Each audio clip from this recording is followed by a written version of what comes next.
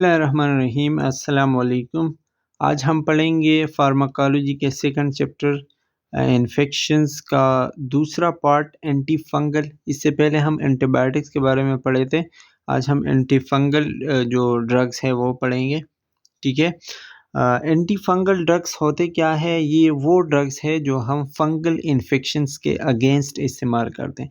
Fungal infection का मैंने आपको बता दिया था कि ये भी एक माइक्रो ऑर्गेनिज्म में फंजाई जो है, और वो जब हमारी बॉडी में एंटर हो जाती है तो मुख्तलिफ़ किस्म के इन्फेक्शंस कॉज करते हैं। इस चीज़ को हम फंगल इन्फेक्शन कॉज कहते हैं, जो कि फंजाई की वजह से कॉज होते हैं। हम फंगल इन्फेक्शन कहते हैं उसको। अच्छा, ये प्लांट लाइक ऑर्गेनिज्म होते हैं और इसका काम क्या होता है कि ये लिविंग टिश्यूज़ के अंदर जाते हैं और उनका काम ख़राब कर देते हैं, ब्रेकिंग डाउन करते हैं वहाँ पे। ह्यूमन में जो इन्फेक्शंस पैदा करते हैं उनको हम क्या कहते हैं? डर्मेटोफाइट्स। फंजाई ह्यूमन बॉडी के अंदर जो इन्फेक्शंस प्रोड्यूस करते हैं उसको हम क्या कहते हैं? डर्मेटोफाइट्स। अब डर्मेटोफाइट्स क्यों कहते हैं? क्योंकि डर्मस जो लेयर है, डर्मेटो से हम डर्मस लेयर का मतलब ले सकते हैं कि डर्मस लेयर जो है ये स्किन का लेयर होता है जो कि केराटिन से बना हुआ होता है। इसके अलावा जो हमारे हेयर होते हैं, नेल होते हैं, स्किन कलर वगैरह, स्किन जो होती है स्पेशली, ठीक है, ये केराटिन से बना हुआ होता है। तो ये जाके फंजाई जो है स्पेशली उन सेल्स पे अटैक करता है, उन चीज़ों पे अटैक करते हैं, उन जगहों पे जो कि केराटिन से बने हुए होते हैं। जो हमारा स्किन हो गया, वहाँ पे जाके अटैक करेगा, हमारे नेल्स पे अटैक करेगा, हमारे हेयर पे, ठीक है। तो ये जो है डर्मेटोफाइट्स इसलिए कहते हैं इसको। ये भी या तो फंजीसाइडल हो सकते हैं, मतलब मुकम्मल तौर पर किल करने वाले, या फिर फंजीस्टैटिक, उसका ग्रोथ रोकने वाले हो सकते हैं। इसमें जो है कुछ कॉमन चीज़ें हैं जिनके अगेंस्ट हम एंटी फंगल ड्रग्स इस्तेमाल करते हैं, जिसमें रिंग वर्म आता है जो है, आगे मैं आपको दिखा देता हूँ। रिंग वर्म जो है स्पेशली हम इस चीज़ को कहते हैं, ठीक है। इसके अलावा एथलीट फुट जो हम कहते हैं, ठीक है, या फिर वेजाइनल थ्रश में भी आप इस्तेमाल कर सकते हैं, और फंगल नेल इन्फेक्शन में भी आप इसको इस्तेमाल कर सकते हैं। ये सारी चीज़ें आपको दी गई हैं, जो कि नेल इन्फेक्शन क्या है, वेजाइनल थ्रश क्या है, ठीक है। रिंगवर्म क्या है? जो कि रिंग लाइक रेड रेशेस होते हैं स्किन पे, ठीक है। एथलीट फुट क्या है? Skin on the feet causing it to become red flaky, मतलब जब आपके पाँव की जो स्किन है वो रेड हो जाती है, ठीक है, और इची हो जाती है, मतलब वहाँ पे खारिश आना शुरू हो जाता है। नेल इन्फेक्शन क्या है? जो आपके टो नेल्स है, ठीक है, या फिंगर नेल है, वो बहुत ज़्यादा मोटे हो जाए, थिक हो जाए और डिसकलर हो जाए, उनका कलर ख़राब हो जाए, ठीक है, और ये जो है कभी-कभी टूटने भी लगते हैं, तो इसको हम क्या कहते हैं? Fungal nail infection. Vaginal thrust क्या है? Cause irritation and swelling of the vagina.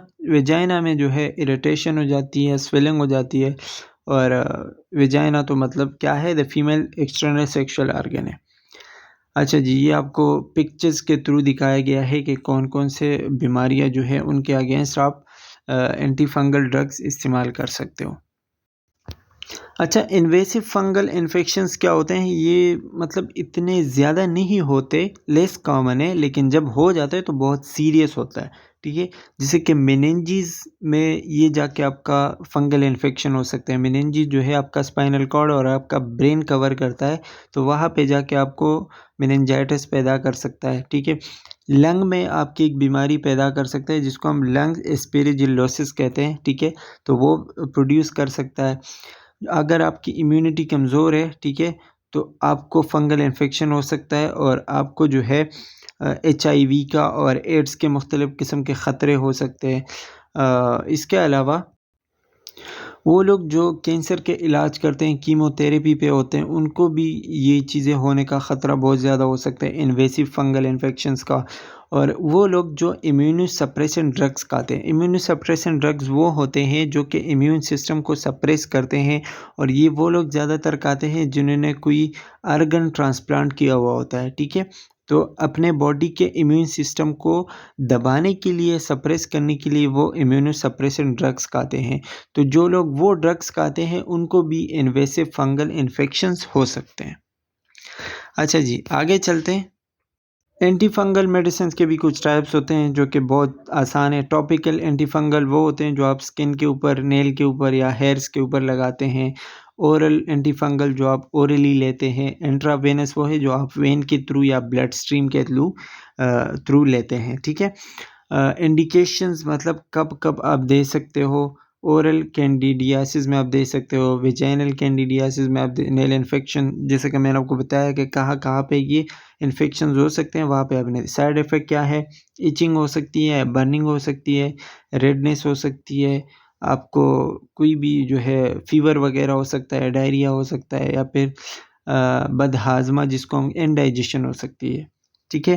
Counter indications, hyper sensitivity में नहीं देना है, बोन मैरो वाले पेशेंट को नहीं देना है, प्रेगनेंसी में नहीं देना है, लैक्टेशन के दौरान नहीं देना है, ठीक है। प्रिकॉशंस एहतियाती तदाबीर क्या है।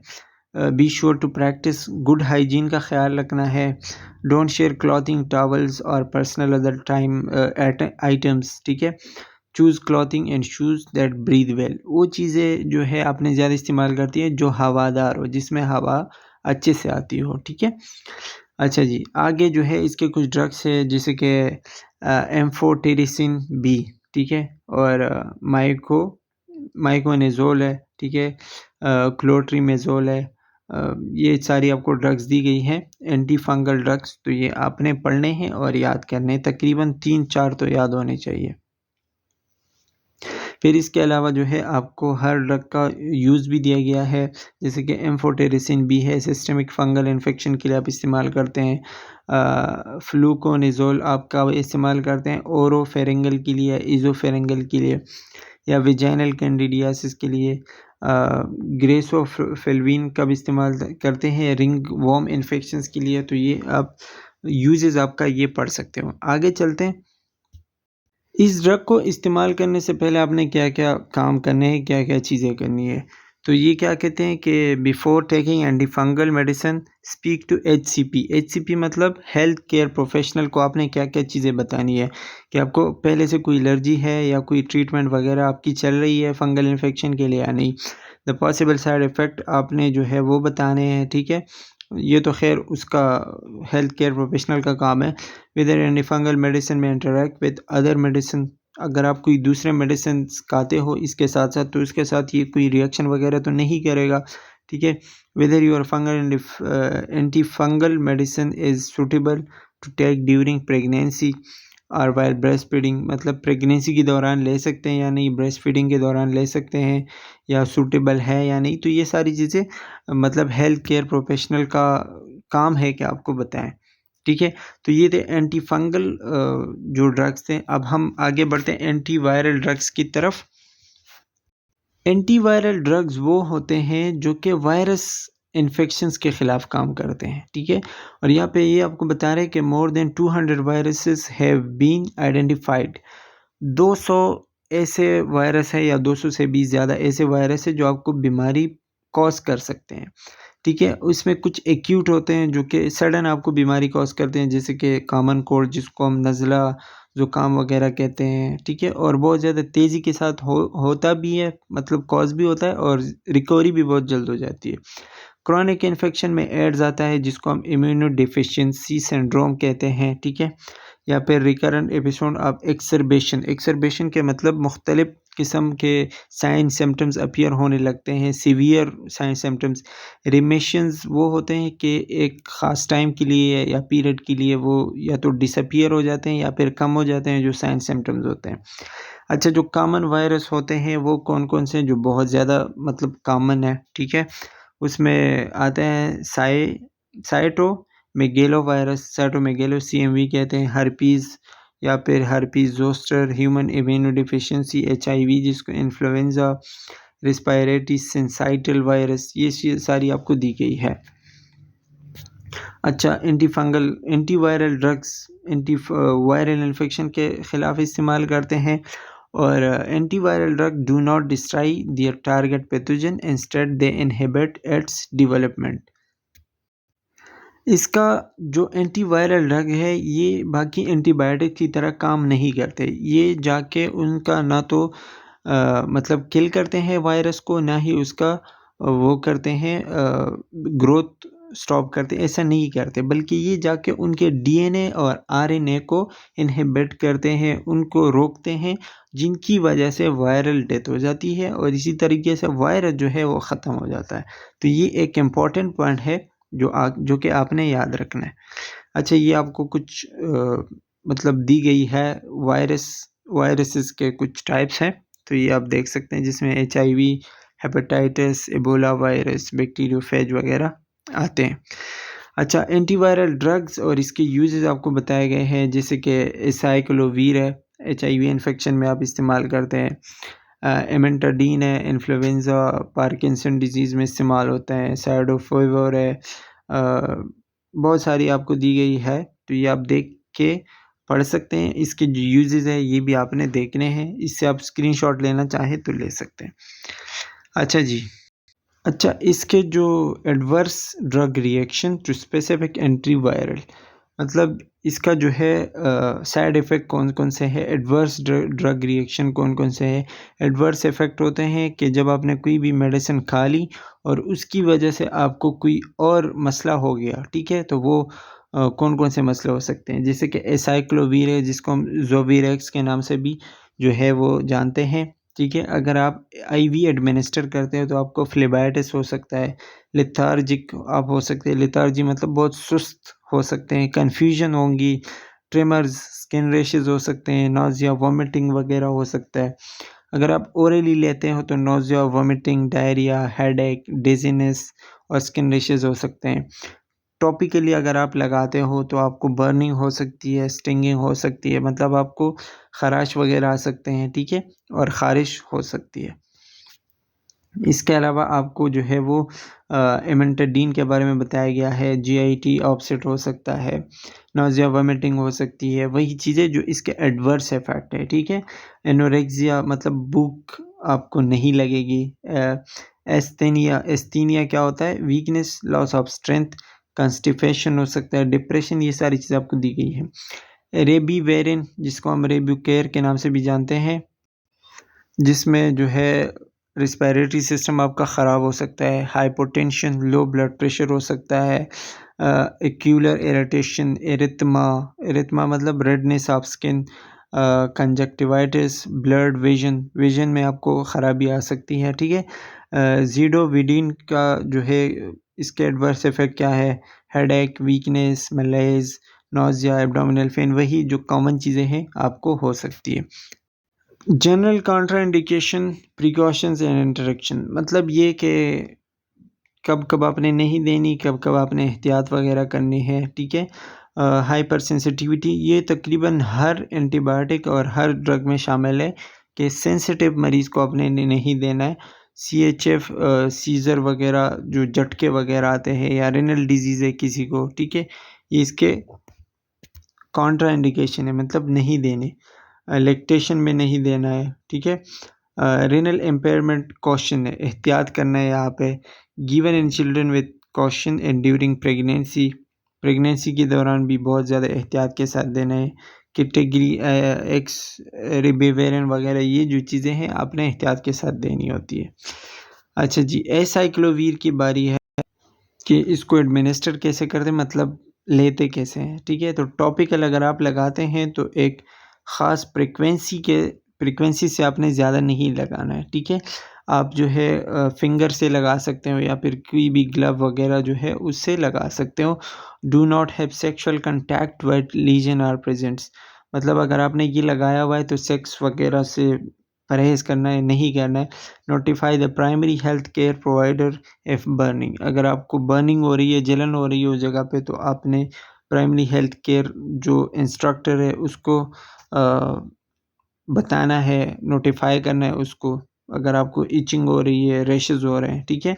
और अगर आप ओरली लेते हैं तो एडमिनिस्टर विद फूड का मतलब कि आपने पेट भर के खाना है, या उसके बाद जब आप खाना खा लेते हो तो उसके बाद आपने ये ड्रग्स वगैरह लेने हैं।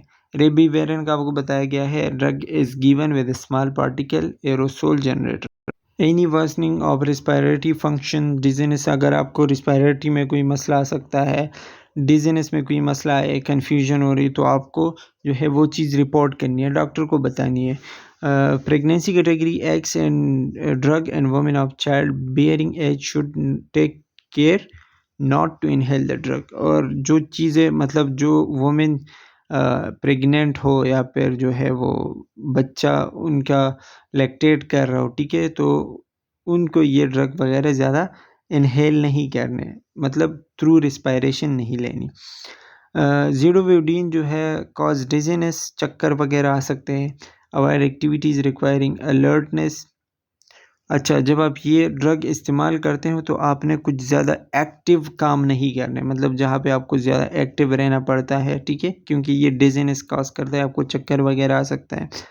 Does not prevent transmission to others, notify the primary health care. अगर कोई आपको जो है फीवर हो जाए, गले में कोई मसला हो जाए या साइन ऑफ इन्फेक्शन हो, तो आपने अपने डॉक्टर को बता देना।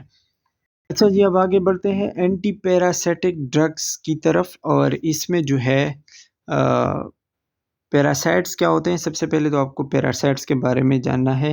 पैरासाइट्स वो चीज़ें हैं जो कि इंसान की बॉडी में आते हैं, वहाँ से खुराक लेते हैं और उल्टा वहाँ पे बीमारी कॉज करते हैं, ठीक है, इसको हम कहते हैं पैरासाइट।